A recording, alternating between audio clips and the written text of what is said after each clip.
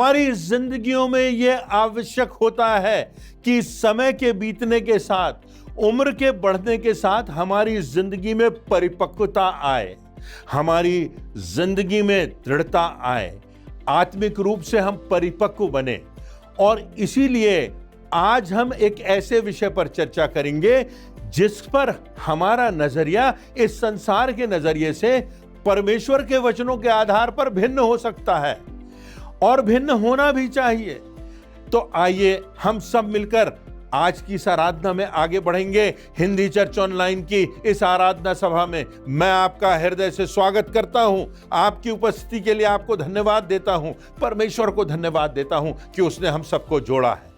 तो हम आज परमेश्वर की आराधना करेंगे, उसकी आवाज को सुनेंगे, वचनों पर ध्यान लगाएंगे। मानसिक रूप से, आत्मिक रूप से हम परिपक्वता का अनुभव करेंगे परमेश्वर के वचनों की व्याख्या सुनने के द्वारा, उसके गीतों को गाने के द्वारा, प्रार्थना के द्वारा और प्रभु यीशु मसीह के बलिदान होने के चित्र को देखने के द्वारा हम अपनी आत्मा में, अपनी अंतरात्मा में एक आशीष का एहसास करते हुए आगे बढ़ेंगे। ऐसी मेरी कामना है, ऐसी मेरी प्रार्थना है। तो आइए हम मिलकर के इस आराधना में बड़े उत्साह से, खुले हुए मन के साथ आगे बढ़ते हैं। परमेश्वर निश्चित रूप से आपको आशीषित करेगा। आपको प्रभु यीशु के मधुर नाम में नमस्कार। हिंदी चर्च ऑनलाइन आराधना में मैं आप सभी का स्वागत करती हूँ। आराधना में जाने से पूर्व हम परमेश्वर की आशीष एवं उसकी उपस्थिति के लिए प्रार्थना करेंगे। आइए हम प्रार्थना करें। हे पिता परमेश्वर, हम तुझे तेरे महान प्रेम, दया, क्षमा, अनुग्रह, सुरक्षा, सामर्थ व सारे उपकारों के लिए धन्यवाद देते हैं। पिता, प्रार्थना करते हैं कि तू हमारी आराधना का अल्फा और ओमेगा हो। हम आत्मा से भरकर तेरी आराधना करें। इस आराधना के द्वारा हमारे जीवन तेरी उपस्थिति के तेज से, तेरी संगति, आशा, आनंद व संतुष्टि से भर सके, जिससे हम दूसरों के लिए आशीष का कारण बन सके, क्योंकि हम अपनी इस विनती को तेरे ही इकलौते बेटे प्रभु यीशु मसीह के नाम से मांगते हैं। आमीन।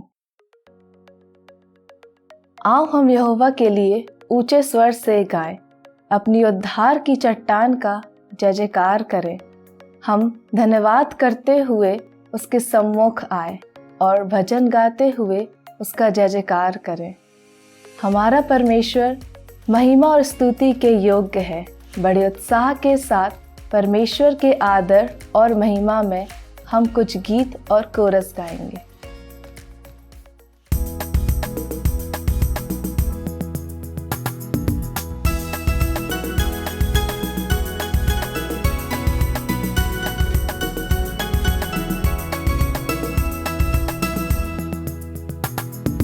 यीशु का हाथ हाथों में लेकर तूफानों में बढ़ता चलूंगा। यीशु का हाथ हाथों में लेकर तूफानों में बढ़ता चलूंगा।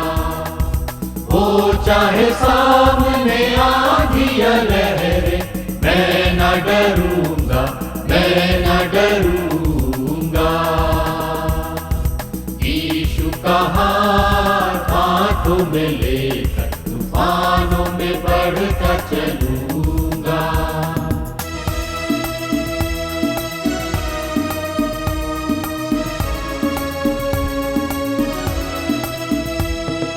मेरे लिए जिसने दी जिंदगानी, मैं उसकी खिदमत सदा करूंगा। मेरे लिए जिसने दी जिंदगानी, मैं उसकी खिदमत सदा करूंगा। कर जाए जा उसके लगन में, मैं न डरूंगा, मैं न डरूंगा। यीशु का हाथ हाथों में लेकर तूफानों में बढ़ता चलूंगा। वो चाहे सामने आंधी या लहरें, मैं न डरूंगा, मैं न डरूंगा। यीशु का हाथ हाथों में लेकर तूफानों में बढ़ता चलूंगा।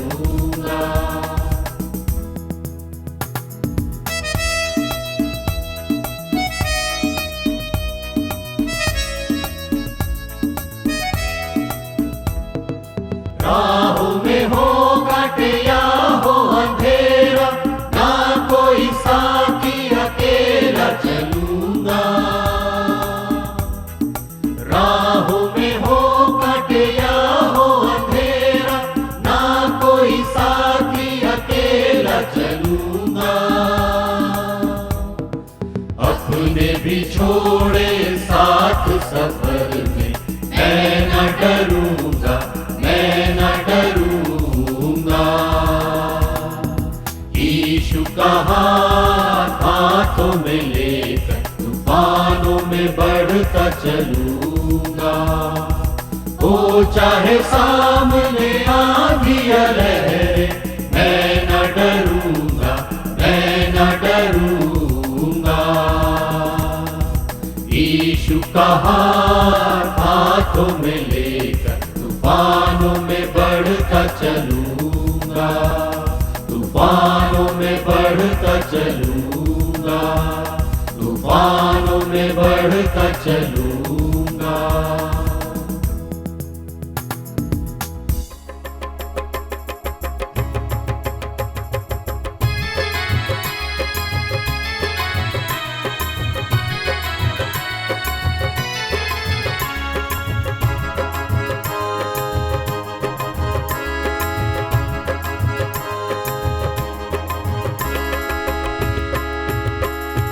वक्त की पुकार को, यीशु के प्यार को, सुसमाचार को तुम मिटा सकते नहीं। वक्त की पुकार को, यीशु के प्यार को, सुसमाचार को तुम मिटा सकते नहीं। वक्त की पुकार को,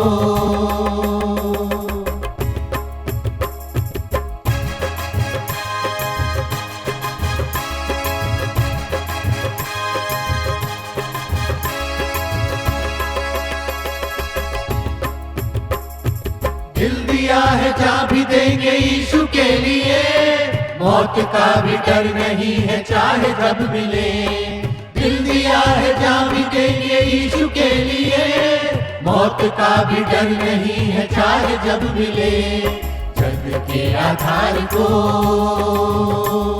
साज की झनकार को, यीशु के प्यार को तुम मिटा सकते नहीं। वक्त की पुकार को, यीशु के प्यार को, सुसमाचार को तुम मिटा सकते नहीं। वक्त की पुकार को,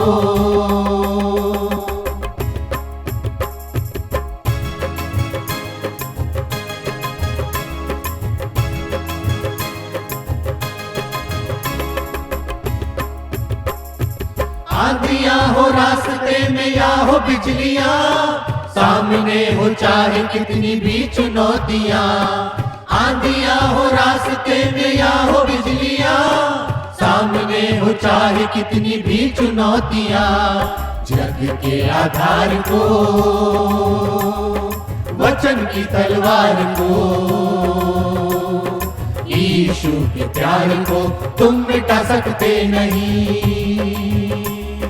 वक्त की पुकार को, यीशु के प्यार को, सुसमाचार को तुम मिटा सकते नहीं। वक्त की पुकार को,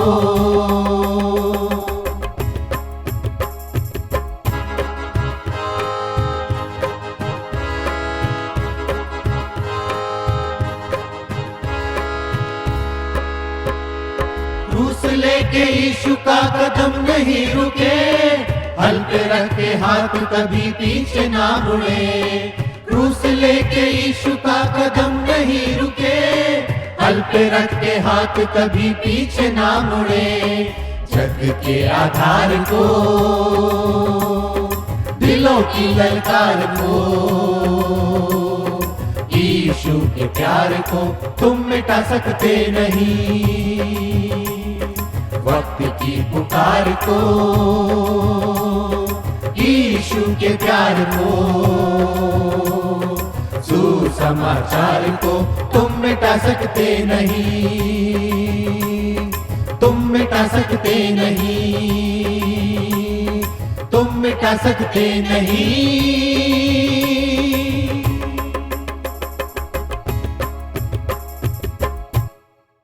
आज हम उस आयाम की चर्चा करेंगे जो मनुष्य के नजरिए को बदलने में प्रमुख होता है।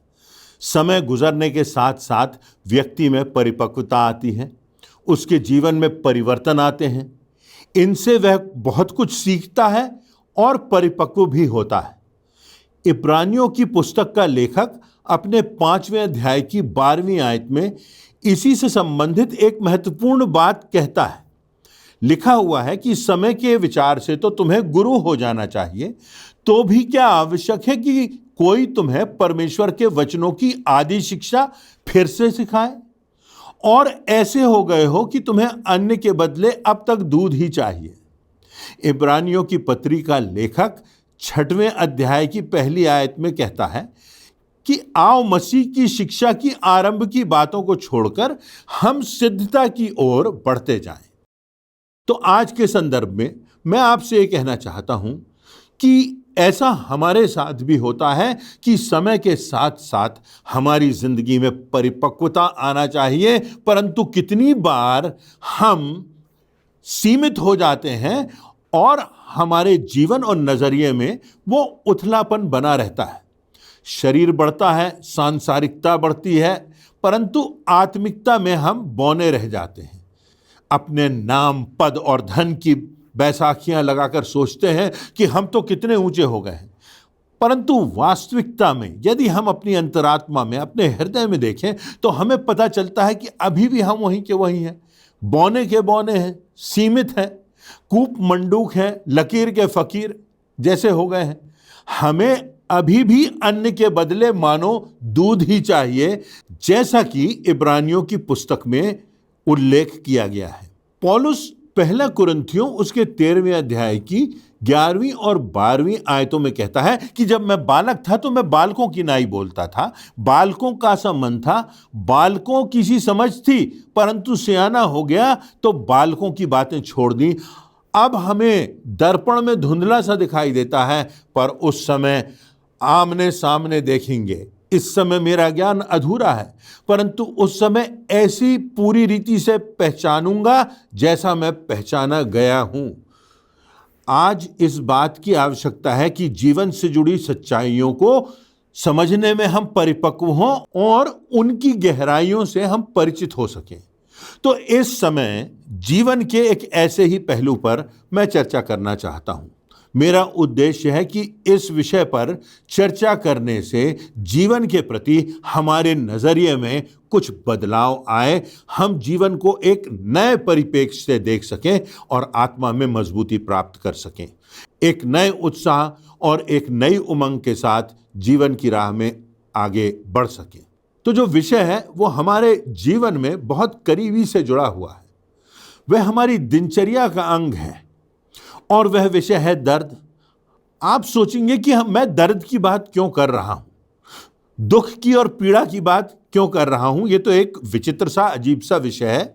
हम तो दर्द से छुटकारा पाना चाहते हैं, परंतु वचन में देखें तो एक नजरिया यह भी है कि जीवन की पीड़ा, जीवन का दर्द हमारे लिए वरदान भी साबित हो सकता है, हमारे लिए परमेश्वर की आशीष और परमेश्वर का दान भी साबित हो सकता है।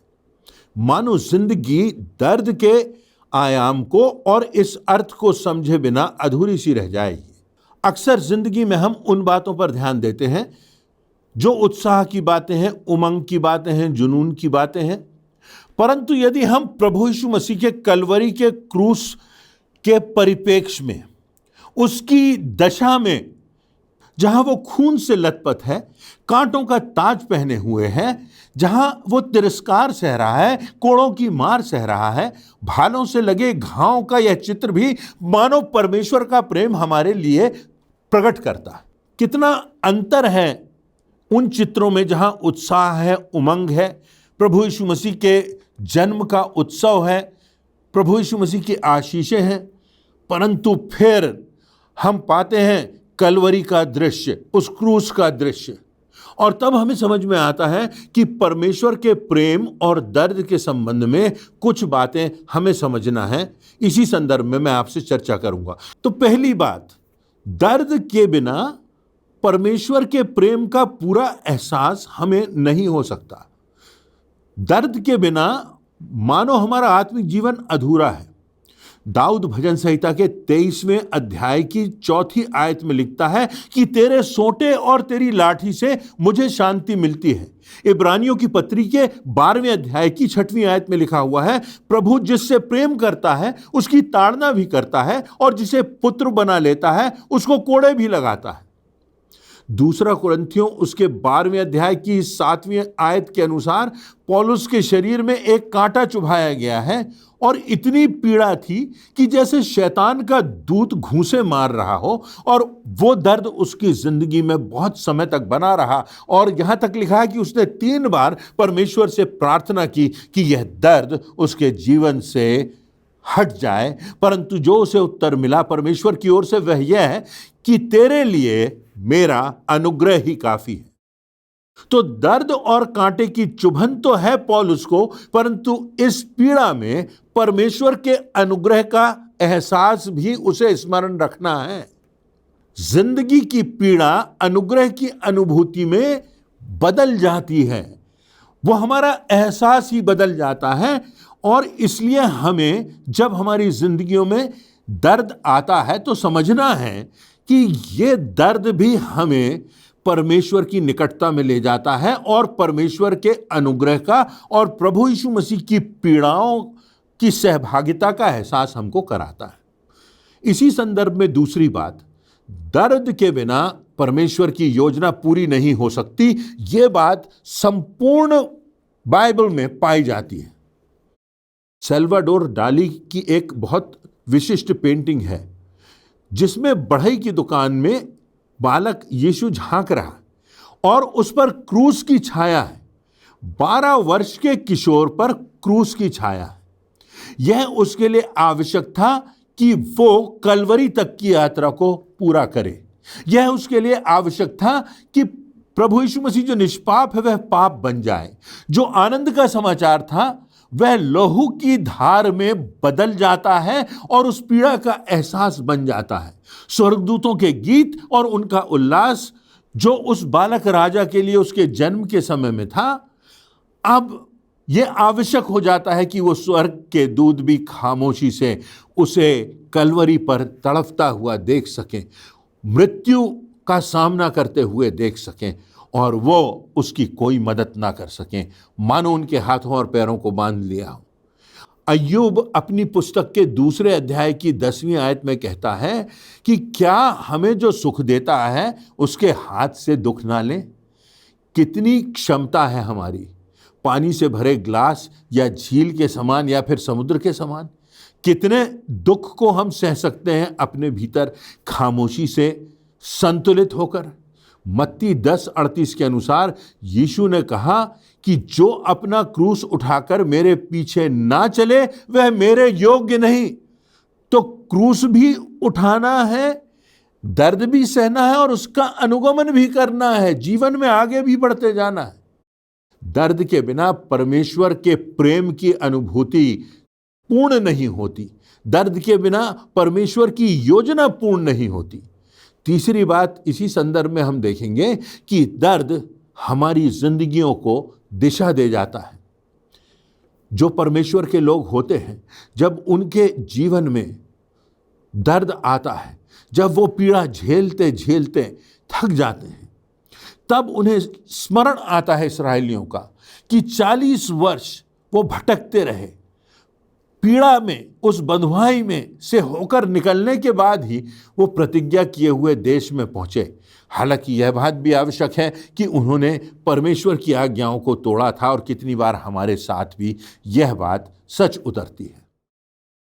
तो स्तिफनुस का भी उदाहरण हमको देखने मिलता है। नए नियम में लिखा हुआ है, स्तिफनुस का वध कर दिया गया, जो कलीसिया का पहला सेवक था। पौलुस वहां स्वयं मौजूद था, जो कि शाऊल के नाम से जाना जाता था। उसे मसीह के लिए शहीद होते हुए पौलुस ने देखा था। स्तिफनुस ने दर्द की चरम सीमा का अनुभव किया था। फिर पौलुस के जीवन में दमिश्क के मार्ग पर प्रभु का दर्शन पाने के बाद 3 दिन तक पौलुस अंधत्व की स्थिति में रहा, मूर्छित हो गया। और जब उसकी आंखें खुली, जब पीड़ा उसके जीवन से दूर हुई, तो उसके जीवन को एक नई दिशा मिली। हबक्कुक नबी परमेश्वर से पूछता है कि धार्मिकता का खून क्यों हो रहा है, अधर्म की विजय क्यों हो रही है। और दर्द से वह मूर्छित हो जाता है, और तब उसे परमेश्वर का उत्तर मिलता है। और जब परमेश्वर का उत्तर उसे प्राप्त होता है, तो हबक्कुक को एक नया आयाम दिखाई देता है, मानो उसके जीवन को एक नई दिशा मिल जाती है। और तब हबक्कुक अपनी पुस्तक के 3 अध्याय की 17वीं और 18वीं आयतों में कहता है, क्योंकि चाहे अंजीर के वृक्षों में फूल ना लगे और ना दाखलताओं में फल लगे, जलपाई के वृक्ष से केवल धोखा ही पाया जाए, और खेतों में अन्न ना उपजे, भेड़शालाओं में भेड़ बकरियां ना रहें, और ना थानों में गाय बैल हों, तो भी मैं यहोवा के कारण आनंदित और मगन रहूंगा, और अपने उद्धारकर्ता परमेश्वर के द्वारा अति प्रसन्न रहूंगा। दर्द से, मूर्छा से पैदा हुई हबक्कुक के विश्वास की गवाही, उसके विश्वास का गीत दर्द से गुजरकर हबक्कुक के जीवन को एक नई दिशा दे जाती है, और उसकी मानसिकता बदल जाती है। चौथी बात, दर्द के संदर्भ में, दर्द से हमारा जीवन बहुतायत से आशीषित भी होता है। हवा ने परमेश्वर की आज्ञा को ठुकराया, पाप किया। परमेश्वर ने स्त्री को शापित किया, उनसे कहा, मैं तेरे प्रसव की पीड़ा को बढ़ाऊंगा। परंतु प्रसव की पीड़ा सहने पर परमेश्वर स्त्री को आशीषित करेगा, और आज भी करता है। पुरुष को शाप दिया कि मेहनत करने पर, कठिनाई से गुजरने पर ही वह रोटी कमा सकेगा, परंतु जब पुरुष श्रम करता है तो परमेश्वर उसे आशीषित करता है। दर्द में परमेश्वर की सामर्थ हमारे जिंदगियों में कार्य करती है और हमको मजबूत बनाती है। 2 कुरिन्थियों उसके 12वें अध्याय की 9वीं आयत में पौलुस लिखता है, मैं बड़े आनंद से अपनी निर्बलता पर घमंड करूंगा कि मसीह की सामर्थ मुझ पर छाया करती रहे।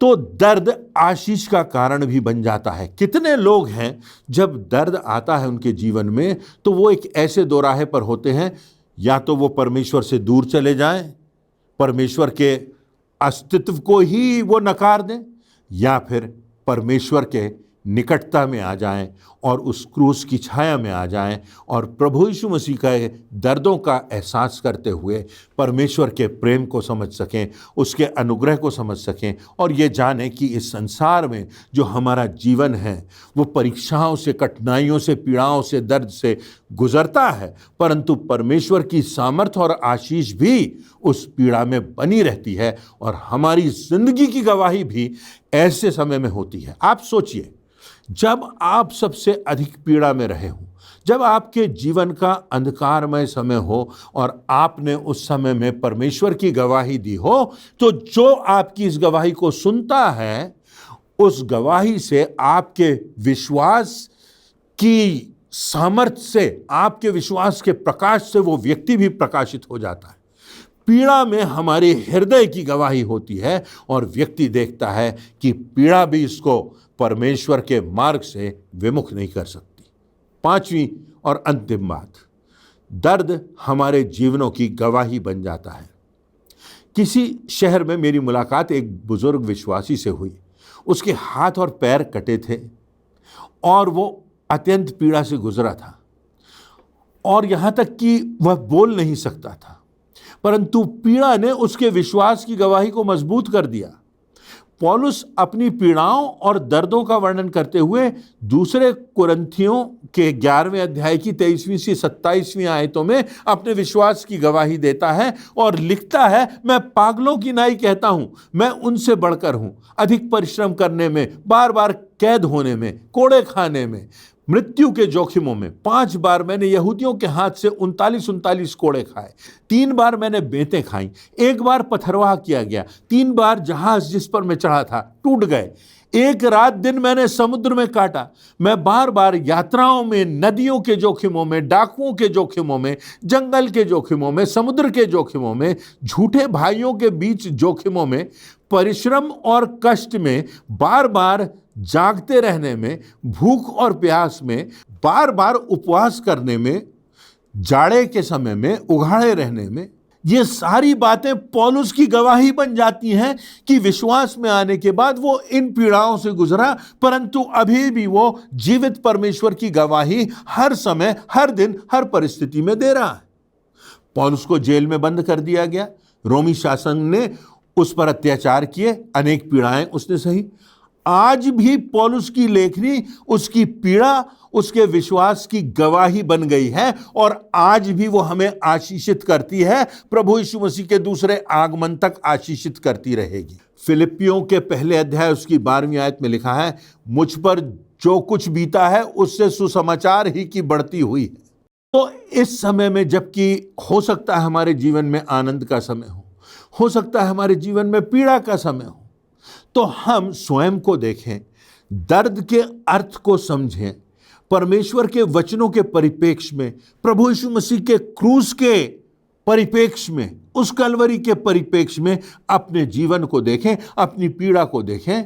और यदि हमारी जिंदगियों में ये कठिनाई का समय है, ये पीड़ा का समय है, तो हम इस बात को जानें कि इसमें भी परमेश्वर की योजना की कोई ना कोई बात है और परमेश्वर की योजना इस परिस्थिति से भी हमारे जीवन में एक गवाही के रूप में प्रज्वलित होगी। दर्द के बिना परमेश्वर का प्रेम हमारे जीवनों में, उसका एहसास हमारे जीवनों में कभी पूरा नहीं होता। दर्द हमारी जिंदगी को एक नई दिशा दे सकता है। दर्द से हमारा जीवन आशीषित होता है क्योंकि हम प्रभु यीशु मसीह की पीड़ाओं में सहभागी हो जाते हैं, यह वचन में लिखा है।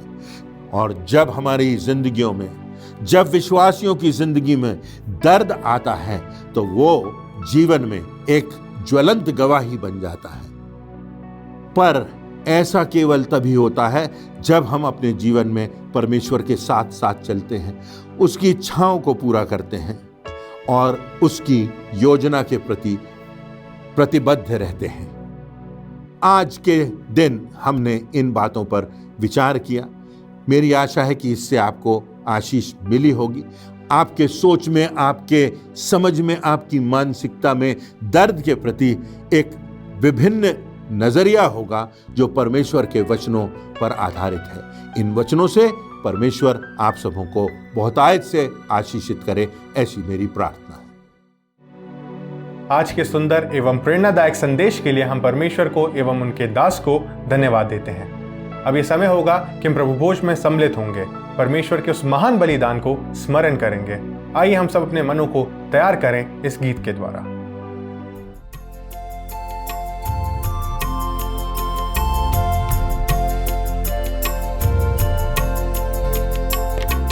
यीशु ने अपना खून बहा के मुझे बचा लिया,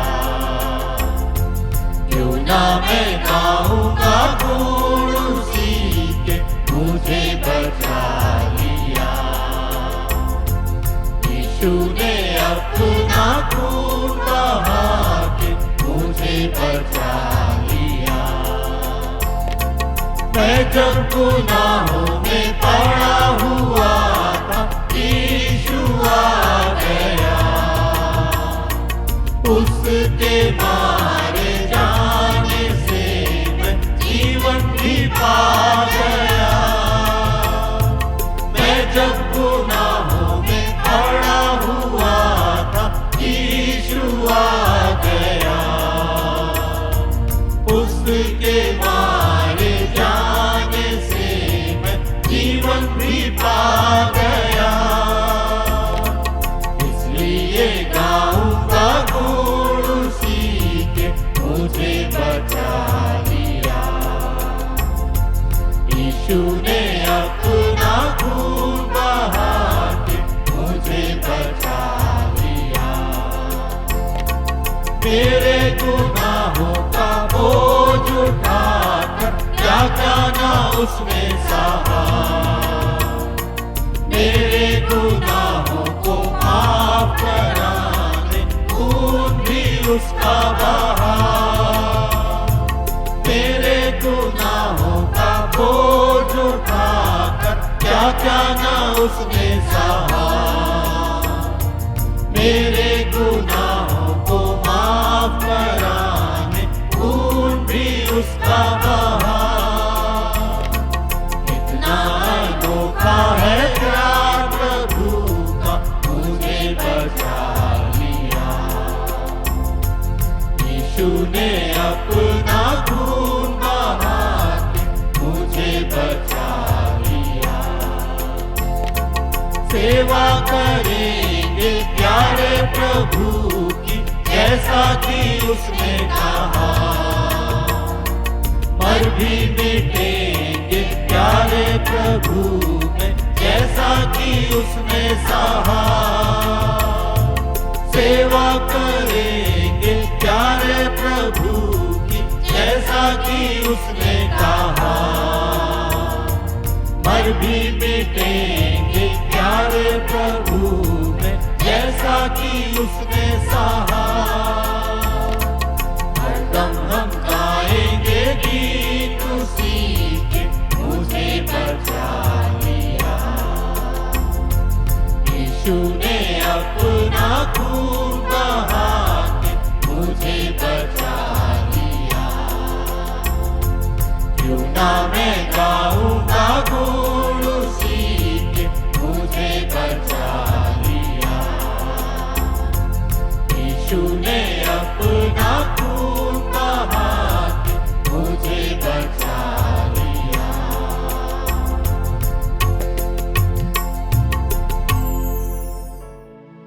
प्रभु यीशु मसीह जिस रात वह पकड़वाए जाने को था, उसने रोटी ली और धन्यवाद करके उसे तोड़ी और अपने चेलों को देकर कहा, लो खाओ, यह मेरी देह है जो तुम्हारे लिए तोड़ी जाती है। इसी रीति से उसने ब्यारी के पीछे कटोरा भी लिया और अपने चेलों को देकर कहा, यह मेरा वह लहू है जो बहुतों के पाप मोचन के लिए बहाया जाता है। तो जब कभी भी तुम आपस में मिलो, मेरे स्मरण के लिए ऐसा ही किया करो। आइए हम इस विधि पर परमेश्वर की आशीष मांगें, प्रार्थना करें। हमारे जीवित दयालु प्रेमी पिता परमेश्वर, एक बार फिर बड़ी दीनता नम्रता के साथ आपके चरणों के नजदीक आते हैं। आपको हृदय से धन्यवाद देते हैं आपके प्रेम के लिए, जो पिता आपने अपने बेटे हमारे उद्धारकर्ता प्रभु यीशु मसीह को इस संसार में भेजकर प्रकट किया। हम धन्यवाद देते हैं पिता परमेश्वर, वो हमारे पापों के कारण मारा गया, गाड़ा गया और हमको धर्मी ठहराने के लिए तीसरे दिन जीवित हो उठा। उस अद्वैत परमेश्वर के लिए हम आपको हृदय से धन्यवाद देते हैं। इस विधि पर जितने लोग शामिल होते हैं पिता, आशीष चाहते हैं, हर बात में धन्यवाद देते हैं। बिनती मसीह यीशु के नाम से मांगते हैं, आमीन। आप जिन्होंने भी प्रभु यीशु मसीह के नाम से डूब का बपतिस्मा लिया है, इस विधि में आमंत्रित हैं।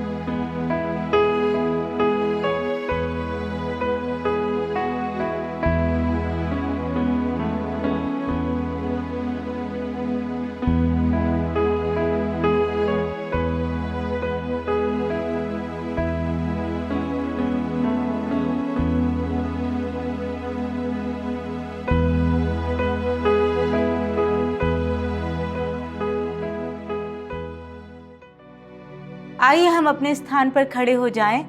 हम अंतिम प्रार्थना में जाएंगे। प्रार्थना के बाद प्रार्थना के रूप में कोरस गा लेंगे। उसके पश्चात परमेश्वर की आशीष ग्रहण करके आज की आराधना समाप्त करेंगे। आइए हम प्रार्थना करें। पिता, आज की आशीषित आराधना के लिए हम तेरा हृदय से धन्यवाद देते हैं। हमारे जीवनों में जो भी बातें तेरे महिमा और गवाही के विरोध में हैं, वे सब बातें तेरी वचन की सामर्थ्य से दूर हो सकें और हम अपने जीवनों को संपूर्णता से तेरे हाथों में समर्पित कर सकें। हमें अपने हाथों के उपयोगी उपकरण बना, क्योंकि हम अपनी इस विनती को तेरे ही इकलौते बेटे प्रभु यीशु मसीह के नाम से मांगते हैं। आमीन। हम तो जलते दीप हैं यीशु की ज्योति में, जब तक है जहां में हम उसे फैलाना है। अंधियारी डगर में हो आंधियां कहीं, उस मसीह की ज्योति हर कहीं फैलाना है। हम तो जलते दीप हैं। विश्वासी हृदय से आशीष प्राप्त करें। अब हमारे परमेश्वर पिता का प्रेम, प्रभु यीशु मसीह का अनुग्रह, पवित्र आत्मा की सहभागिता और शांति हम में से हर एक के साथ यीशु के दूसरे आगमन तक बनी रहे। आमीन।